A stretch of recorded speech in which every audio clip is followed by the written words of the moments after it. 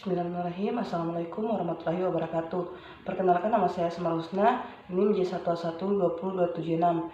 Saya dari Fakultas Kesehatan Masyarakat Universitas Haruleo. Di sini saya akan mewawancari seorang mahasiswa kesehatan masyarakat yang bernama Kak Amsar. Pertanyaan pertama yaitu, apa yang dimaksud dengan hukum? Jadi hukum itu adalah peraturan yang berupa norma dan sanksi yang dimana dibuat dengan tujuan mengatur tingkah laku manusia untuk menjaga ketertiban, keadilan, dan mencegah terjadinya kekacauan yang ada di sekitar kita. Apa saja isi dari unsur hukum? Jadi isi dari unsur hukum itu yang pertama itu mengatur tingkah laku masyarakat. Kemudian dia dibuat badan resmi yang berwajib. Kemudian peraturan itu bersifat memaksa. Kemudian dia sanksi itu bersifat tegas. Seperti itu, kurang lebihnya seperti itu.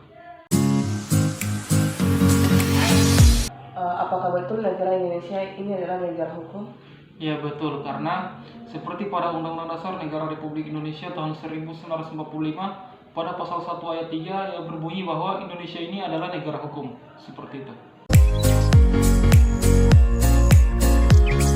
Siapa-siapa saja kan penegak hukum di Indonesia? Seperti yang kita lihat sekarang ini, penegak hukum di Indonesia ini seperti TNI, seperti polisi, DPR, MPR, MK, dan masih banyak lagi seperti itu. Bagaimana penegakan hukum di Indonesia saat ini? Jadi penegakan hukum di Indonesia saat ini itu kalau menurut saya itu lagi tidak konsisten, yang dimana seperti yang kita lihat sekarang ini, seperti kasus-kasus yang belum selesai dituntaskan sampai sekarang, seperti dibunuhnya saudara kita, mahasiswa dari teknik. Sampai sekarang masalah tersebut belum pernah dituntaskan. Jika Anda sebagai aparat penegak hukum, apa yang Anda lakukan? Jadi yang saya akan lakukan sebagai aparat hukum, kalau saya jadi aparat hukum, yang akan saya lakukan adalah ketika ada yang melanggar sesuatu, saya akan menghukum orang tersebut dengan undang-undang yang berlaku, dengan peraturan yang berlaku sesuai dengan undang-undang. Aparat penegak hukum, manakah yang baik yang tidak baik? Seperti yang kita lihat, kalau misalnya yang baik kita ambil contoh di lalu lintas. Kalau misalnya saya sebagai seorang aparat, saya sebagai seorang polisi, ketika saya menilang seseorang, kemudian orang tersebut menyogok saya, kemudian saya menerimanya, itu adalah aparat yang tidak baik.